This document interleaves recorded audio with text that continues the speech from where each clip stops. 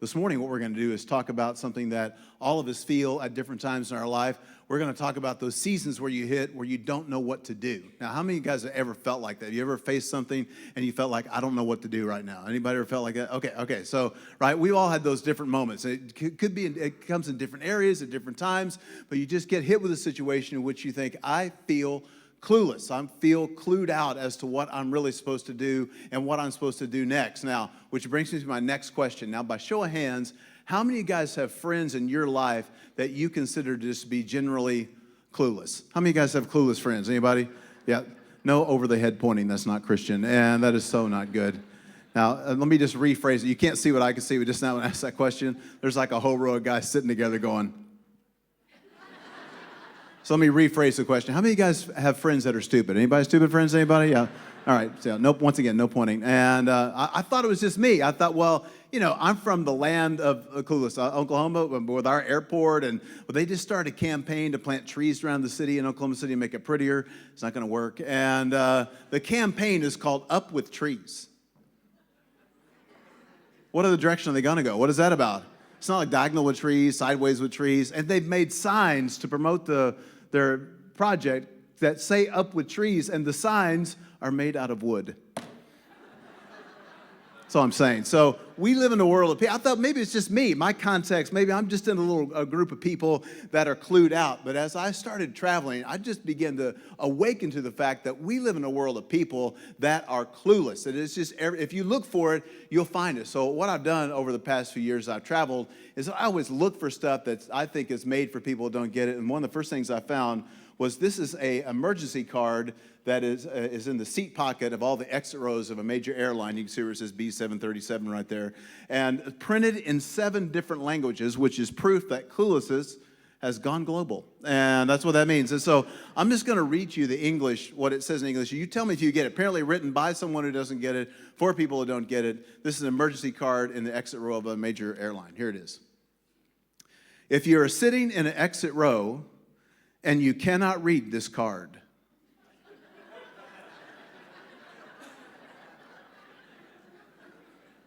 so long. All right, good luck with that. Nice. This came from, I travel, man. Of course, I stay in hotels. And, you never really, I end up in lots of different hotels. You never really know where you're going to stay. Sometimes it's, really nice kind of swanky hotels. Other times it's places like the Motel 666. You know what I'm saying? It was a little sketchy. And so I was in a hotel in Alabama, and this was taped above the washing machine at the local hotel. It's a list of do's and don'ts for your washing machine. I'm not going to read all of them, but I do want to read one of the don'ts, just to prove that we live in a world of people that don't get it. This is under the don'ts for a washing machine. Here it is. Do not add gasoline or explosives to your washing machine. I have to say, that frightens me. The fact that that is in print means that somewhere, some guy has thought to himself, I think dynamite would make a great fabric softener. No wonder my shirt's so soft, I've blown the back out of it. Right? This came from a hardware store, I think in Georgia, and it's rules for safe use of a lawnmower. If you look at it, it looks like a page out of Scripture. Look at the columns and all the paragraphs are numbered. It looks like it has 27 verses on it. I'm just going to read you 2 of them, right? This is rules for safe use of a lawnmower. Rule number 7, be careful when the engine is running, the blade turns. Thank you, appreciate that. Rule number 21, do not use your mower indoors.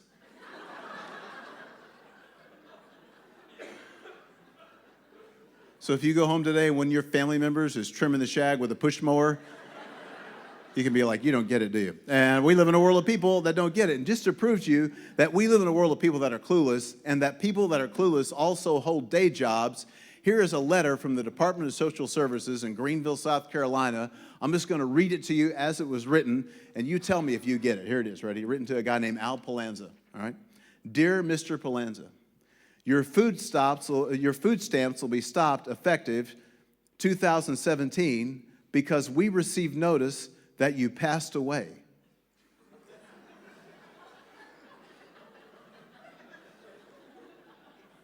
Just going to let that soak in for a minute. May God bless you,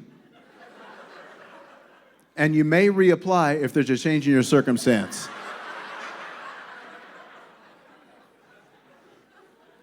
So the point is, when Jesus comes back, he gets to get his food stamps back. That's the point, right? And so when I started finding this myself, and there's a whole lot more, and I promise you this week, you should just read labels in your house, and if you find something that's made for people who don't get it, bring it back next Sunday, and if it's funny, I'll read it. All right? So right, when I started, I thought, man, if you got to tell someone not to use dynamite in their washing machine, we live in a world of people that don't get it, right? And so I thought, there's got to be something in Scripture about people who don't get it, and I found it, and this is what brings us to our text this morning. In Mark chapter 8, if you brought your Bible with you, Mark chapter 8 contains a story of the disciples about a moment in their life where they were clued out, where they did not get it. All right, now we're all going to have these moments. And now there's a lot of different things in life that people don't get. Some of us, when it comes to politics, we don't get it. Some of us, when it comes to economics, we don't get it. Some of us, comes to each other, we don't get it. But one of the most common things that people can be clued out about is what it really means to get it spiritually. How we go from being clued out spiritually to being clued in. And all of us have had this feeling. We face something, we face some sort of fear or some sudden loss or some unexpected situation, and we think, I feel clueless in this moment. I don't know what to do. I don't know what I'm supposed to do in this moment. And this is why this text matters this morning, because it gives us some signposts for what to do to go from being clued out to being clued in. Now, I'm a point guy, so if you got your worship guide when you walked in, or your bulletin, on the back of it, there's a place to take notes, all right? Now, I have to say, I still use points because points keep me on track, partly because I'm short attention span. Do we have anybody here that's short attention span, just so I can see where my fan base is? All right, yes, right, amen. And so I'm not sure if I'm officially ADD. I'm ADD HD, which means I can't pay attention, but I do it in high definition. You know what I'm saying? And so I have great clarity about what I'm distracted about. And so, right, the points help keep me on track. And so these points serve for you and I as signposts to know what to do when we don't know what to do, right? What do I do next in this situation? How do I go from feeling totally clued out as to what's happening to being clued in to what God is doing and how I should handle what I'm facing? You see it? So let me give you the backstory before we get to this. So Jesus has been speaking all morning long to about 4,000 people, and people would journey for hours and days to come hear Jesus speak. They had stood and listened to him speak all morning long, and he decides he wants to feed everybody. Right? This is where the tradition of eating after church comes from. All right? So Jesus preaches, then we go have something to eat, right? So, right, he turns to his disciples and he says, do you guys have any food? They're like, no, we came with you. And he says, why don't you go find some? So they scurry through the crowd. They come up with a few loaves of bread. They bring the bread back to Jesus and they go, here, this is all we could find. Jesus takes a few pieces of bread that they bring him and he begins to tear it. Now, as he tears it, the bread begins to multiply. So now in the story, the disciples become the waiters, right? They come to Jesus, take the bread out of his hand, and they serve it to these 4,000 plus people. They keep repeating that process until everybody was fed. So Jesus now takes a few loaves of bread, multiplies it. They feed 4,000 plus people. Everyone has heard Jesus preach. They've all eaten. They all go home. Afterwards, the disciples pick up 7 baskets of leftovers. Everyone say 7. 7. They pick up 7 baskets of leftovers. Now, the disciples and Jesus are traveling by boat, right? So they get in the boat, all the disciples and Jesus, they push away from the shore. They're on their way to this next preaching stop. They get out in the middle of the lake. They're too far to go back. They're not quite where they're gonna land yet. And this is where we pick up the conversation. These guys watch Jesus feed 4,000 people. They pick up 7 baskets of leftovers. And now, listen to verse 14. Listen to this, ready? Listen to what this says about them. And they had forgotten to take bread and did not have more than 1 loaf in the boat with them. Between 12 of these guys, they pick up 7 baskets of leftovers and they bring 1 loaf of bread. Now they're in the boat going, I thought you got the bread. I got the boat. He got the anchor. He got the sail. You were supposed to get the bread. And Jesus begins to speak to them. He uses it as a teaching moment, right? And so how then do we go from being clued out spiritually to being clued in? When we face these moments, we think, man, I feel clueless at this moment. What then are we to do? Well, here we go. Number 1, we have to listen to the warning of Jesus. We have to listen to the warning. It's interesting in this story, in just a minute, he's not counseling them about bread or about their emotional state. He's not trying to be all touchy-feely. He really only warns them about one thing. Now look at this. Now watch what happens. Now look at this. And they had forgotten to take bread and did not have more than 1 loaf in the boat with them. Verse 15, look at it. And he was giving them orders saying, watch out, right? That's a warning, right? Exclamation point. Beware of the leaven of the Pharisees and the leaven of Herod. Now look at verse 16. And they began to discuss the fact that one another they had no bread. Right? They totally ignore him, right? In other words, this is how this whole thing goes down. They're all in the boat going, I thought you got the bread. I got the boat. He got the anchor. He got the sail. You were supposed to get the bread. And Jesus goes, gentlemen, look out. Beware of the leaven of the Pharisees and the leaven of Herod. And they all look at Jesus and go, but I thought you got the bread. I got the anchor. He got the boat, right? They totally blow him off. They don't respond to anything. They ignore him. Right? And this is why the first step in going from clued out to being clued in is that we have to listen to the warning of Jesus. You know what the warning is? He's warning them about their relationship with him. Right? All of Christianity rests on us experiencing a personal relationship with Jesus. Right? It all rests on relationship. Without a connection to Jesus, all this stuff just remains a theory. Right? And so Jesus says to these guys, I know you don't have enough bread, but don't forget your relationship. Don't forget who you're connected with. Now look at the contents of the warning. If you got your Bibles, look at this. Look what he says. Look at verse 15. And he was giving them orders saying, watch out, beware, look at this, of the leaven or the poison or the contamination, right? Of the leaven of the Pharisees and the leaven of Herod. So in verse 15, Jesus describes two types of people that had a relationship with him, but both of them were clueless. For instance, on one side, you had the Pharisees. He says, be careful of the leaven of the Pharisees. The Pharisees were religious do-gooders, right? They made up rules and they kept rules. They were super righteous, super legalistic. When they ran out of rules to keep, they just made up more rules, right? Jesus himself said they were the hardest people he ever tried to reach because on the outside, they appeared to have it all together, but on the inside, their heart wasn't in it.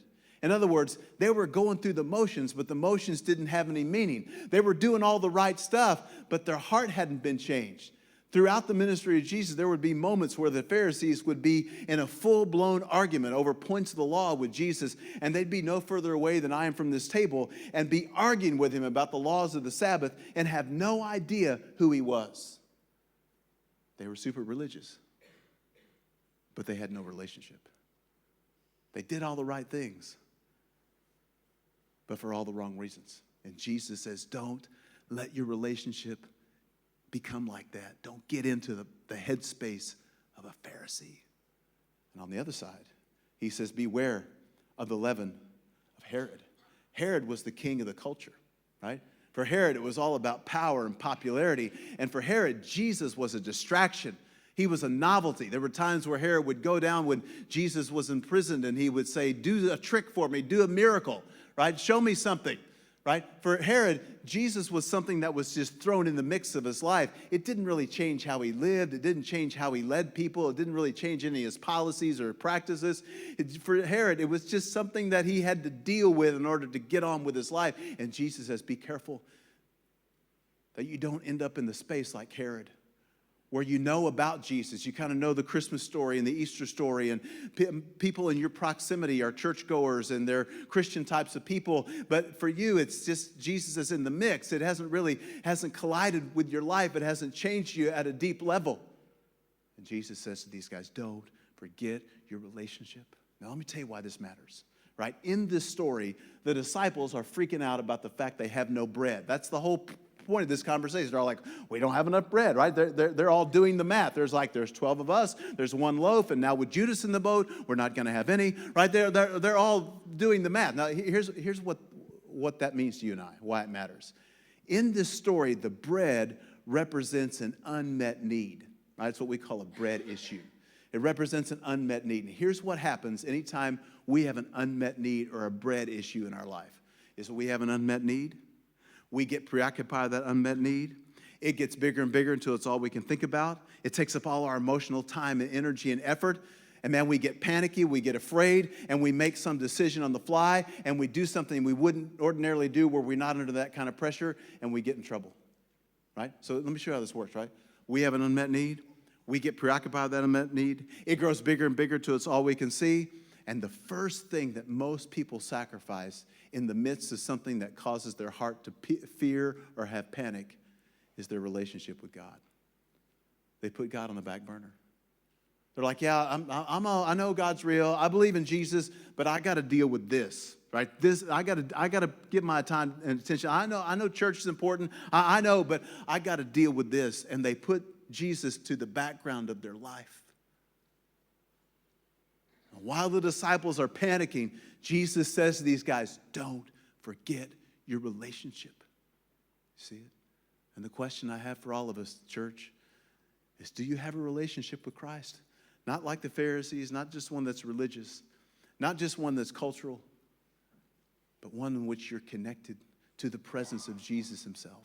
You see it? Now, I already told you I grew up in Oklahoma City, and Saturdays were errands day for my mom. I'd run errands with my mom on Saturday, and so, of course, I'd get in the car, she's driving, I'm in the driver's seat, and we're on the way to some store, and some random rodent, some stray dog or random cat would shoot out in front of the car, and my mom would slam on the brake, and to save my life, anybody know what she would do? Let's see it if you know it. Look at this on cue, everybody across the room, right? This is the first passenger side airbag right here, right? There's no sissy helmets or knee pads and all that stuff. You just had to survive with your mom's arm, right? And my mom coached girls field hockey, right? She's a coach, so she's always in shape. So, man, she'd mash on that brake and swing that arm like... I was like, well, I didn't fly through the windshield, but you caved my chest cavity in. Thank you. And, right, let me show you how this works. Ready? We have an unmet need in our life. We get preoccupied by that unmet need. It grows bigger and bigger until it's all we can think about. And we start to do stuff because we're panicked or we're afraid or we feel like this is our only option. And then God sends someone through our life, a friend, a family member, somebody in a blue striped shirt. He sends somebody through your life to say, look out. Don't forget your relationship. Look out. Don't drift too far away from the Lord. Don't let the fear psych you into doing something that you might regret. Look out. But someone who's clued out pushes those warnings aside and says, I got it. For every one of us who drove here feeling overwhelmed by something in our life, I just want to say, don't forget your relationship. Don't forget your relationship with Jesus. You've got to listen to the warning, and the warning is that we would connect our life to his presence, and that in the midst of the things that seek to steal our joy and to steal our hope, that we'd stay connected to him. You see it? You got to listen to the warning. Not only that, but number two is that we have to let go of worry. We have to let go of worry. Now look at this. Ready? Watch this. Look what he says. Verse 17. And Jesus, aware of this, aware of what? The fact they're worrying, right? He's watching these guys freak out. This is how this opens. So we're like, we don't have enough bread. And Jesus says, look out, beware. And they go, we don't have enough bread. And Jesus is kind of amazed, right? He's looking at him going, what are you worried about? Right? Look at this. And Jesus, aware of this, said to them, why do you discuss the fact with one another that you have no bread? In other words, guys, what are you talking about? Do you not yet see or understand? Do you have a hardened heart? And having eyes, do you not see? And having ears, do you not remember? Right? These guys their minds are in overdrive, right? They can't go back and get the 7 baskets. They're like, what are we going to do? How are we going to work this out? Man, they are moving into a sphere of worry. Now, if you're taking notes, let me give you a little definition for worry, right?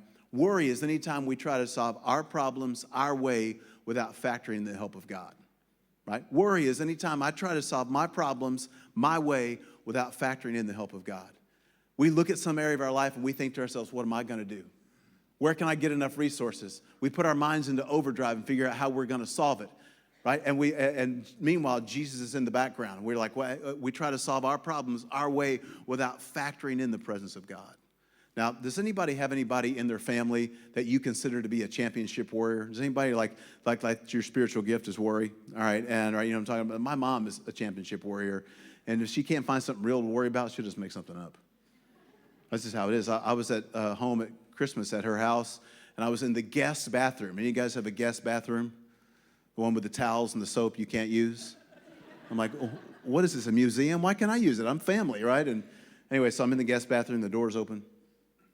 And I'm brushing my teeth, and my mom walks down the hall and just like this goes, you better be careful. I went, what? She said, you could slip and grab an ice pick and poke your eye out.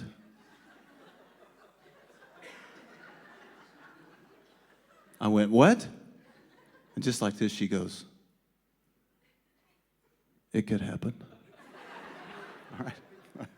Somehow that's real in her mind. I'm like, that explains where the blood's coming from when I'm brushing my teeth. Turns out it's the ice pick. And all right, right? But in her mind, that's real. This is what worry does, man. It tends to make things that aren't real feel real, right? And here's the irony of this story. Here's what's crazy about this text we're reading today. These guys are worrying about the fact that they have no bread while they're in the boat with the bread of life. Haven't we all been there? This is why Jesus says, guys, why are you discussing this? Right? The implication is, I'm in the boat with you. And I came here this morning to tell you, don't forget who's in the boat with you. I don't know what you're facing. I don't know if you got up and came to church this morning without your spouse. I don't know what your family thing is like, but I know for sure that you're not in that boat by yourself. What you're going through at school with your friends, what's happening at work, what you're facing financially, what you're facing physically, you're not in that boat by yourself. He's in that boat with you. Jesus is in the boat with you. And in these moments where we feel clued out, we're going to have to re-preach that to ourselves and say, I don't have it all figured out, but Jesus, I know that you're in the boat with me. But the problem is, don't sometimes we have a tendency to act like he's not? Don't we try to steer our own vessel? And we're like, I got it, I got it, I got it. And meanwhile, the storms of life continue to crash up against the side of our life and spill into our boat. And we keep rowing and rowing. And we're like, I got it, I got it. And maybe for some of us this morning, we could turn the control of our life over to him and to say, Jesus, I thought I had it, but I'm way off course. Where I started and where I ended up is not where I thought I'd be. Jesus, would you take control of the boat? Would you take control? Full control of my life. And I wonder, in a crowd this size, if we got some students that, man, you've been trying to navigate your own boat. And maybe the best thing you do this morning is to say, Jesus, would you take control of my life? I wonder if we got some moms and dads and husbands and wives, some single adults in the house that you're like, I got this. I'm going to work it out. And the storms keep capsizing our life and we keep getting blown off course. And maybe the greatest thing you could do is to say, Jesus, I surrender control of my life to you. I surrender myself to you and enter into a real relationship with you. Not just going through the motions, not just knowing you in a cultural way, but that you're in my boat and you have control of it. You see it? The only way to overcome worry is to surrender the control of your life, or if you're a believer, is to surrender that situation to say, Jesus, I willingly give it over. You see it? What do we do when we don't know what to do? How do we go from being clued out spiritually to being clued in? We have to listen to the warning and not forget our relationship. We have to let go of worry by letting him take control of the boat, of the situation. I wonder if we got some people, we got some circumstances that are way beyond you. The disciples, man, were looking at the bread and then looking at the 12 of them, and they're like, man, this is not going to work. And I wonder if we got some people that you know how that feels, that you got a little bit of resource and a whole lot of problem. You got a little bit of stuff to work it out with, but you got way more issues than what you've got in your hands. And there has to be a moment in which we say, God, I give it to you. I give it to you. You see it? We have to listen to the warning, let go of worry. And then number 3, we have to look at the work of God. We have to look at the work of God. So it's interesting in this story, there's no translation of this story in any other Bible translation that ever says, and Jesus lost his patience and said unto them, get thyself out of the boat, right? It's not there, right? You would think after warning them and being ignored that he would say, what is wrong with you guys? Some of you guys are going to start the church and some of you guys are going to write part of the Bible and you can't figure this out. That's it. Everyone just get out of the boat and swim back to shore. Everybody just get out. Better yet, you guys stay here. I'll walk on ahead. And all right, it's not there. Right? The good news of this story is that God doesn't lose patience with us. Jesus doesn't kick us out of the boat when we're slow learners. He doesn't give up on us when we don't get it. Instead of yelling at these guys, instead of talking down to them, you know what he does? He gives these guys a math test. Now, how many people ever struggled taking tests growing up? Anybody ever struggled taking a test? Anybody ever fail a test? That's probably not the thing you want to confess in church, but I'm both those things. And did anybody ever make up an answer on a test? And you guys ever had that where you just make, like I did that all the time because I was so terrible at taking tests. And I would, I got those history questions like, when was the Ice Age? And I just put in the winter, right? You know what I mean? I was like, it seemed like it might be right. I was terrible at biology. I got those questions that said, like, name something commonly found in a cell. And I put prisoners. And I was like, really, you got to at least give me half a point because it's partly right and it's funny. But I was especially bad at math. Is anybody bad at math, taking math? Like, how many people remember the word story problems? Anybody remember that? Like these, I'm short attention span, and I couldn't make it through those word problems, and I would just lose interest, right? And there were always these convoluted stories, like if Bill gets on a train going 17 miles an hour, and right there, I would just quit. I lost interest. I would just make up an answer. I would just put, Bill wouldn't tell me where it was going. It would be rude to ask. Who wants to ride a train that only goes 17 miles an hour? That is a dumb ride, right? I mean, so bad at it. Now, I want to read these verses to you and tell me if this doesn't sound like a math word problem. Now, look at this. Ready? Verse 19. So they're all still in the boat. So Jesus says, okay, everyone gather around. It's kind of Jesus' way of going, follow the breadcrumbs. All right, so here we go. Look at this. Ready? And do you not remember? Look at verse 19. And when I broke the 5 loaves for the 5,000, how many large baskets full of broken pieces did you pick up? And they said to him, 12? And Jesus is like, that's right. Let's go to the bonus round, question number 2. Verse 20. And when I broke the 7 for the 4,000, how many large baskets full of broken pieces did you pick up?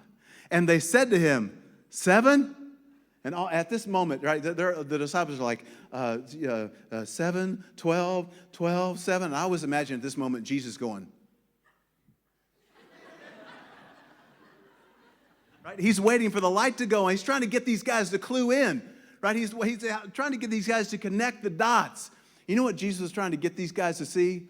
That it wasn't the bread that fed those people, it was him. I mean, look at the second word in both verses. Look at verse 19. He's speaking of himself. Right? Look at verse 20. He's talking about himself. He's saying, guys, listen, the first time you had an unmet need and everything inside of you melted because of the fear of it, and instead of you trying to do it your own way, you brought what little you had to me. What happened? They said, we gave you a few pieces of bread, you multiplied it, you met the needs, and we had leftovers. And he said, how many? He said 12.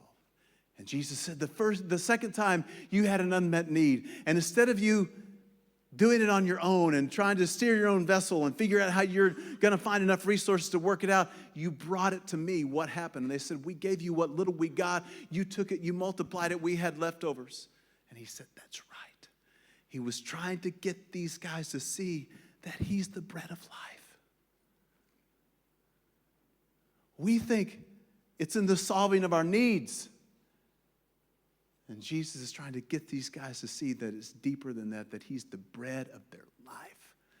Why didn't he just do the miracle one more time? He'd already done it twice, but that's what he's talking about in these 2 verses. The first time, the second time. Why didn't he just snatch the bread out of their hand and go, and by the time they landed, they would have had a boatload full of bread? Why didn't he do that? Right? Anytime that you and I go for long periods of time where you feel like you're dealing with the same need and the needs aren't getting met and you're praying and you feel like your prayers aren't being heard, you know what was going on? Why Jesus didn't just perform this miracle a 3rd time? Because he was trying to get these guys not to look at his hands, but to look at his face. To lift their eyes above the fear and above the panic and to look at the face of Jesus. And to see him as the bread of their life and to say, God, I don't know how this is going to work out. I don't know how long it's going to take. But here's what little I got. Here's what little I understand. Here's what little resources I have. And I'm going to give it to you. And I wonder if we got some people in the house this morning that need to hand over the resources of their life, of their situations that has caused their heart to melt, and to say, Jesus, I don't know how to get through this, so I'm just going to give it to you. I wonder if we got some students or some adults in the house that you've been trying to steer your whole life. You're like, man, I'm in charge. I got this. And maybe this morning is the morning that you give control of your life over to the Lord. This is why Jesus ends this little math questions with, and he was saying to them, do you not yet understand? He was like, guys, he's the bread of life. And the greatest thing we could do this morning is to turn to him and say, Jesus, be the bread of my situation. Be the bread of what I can't get through on my own. Be the bread of my whole life. And I wonder if we got some people this morning that just need to turn their boat over to the Lord and say, Jesus, I'm yours. And from this point on, you're the Lord of my life.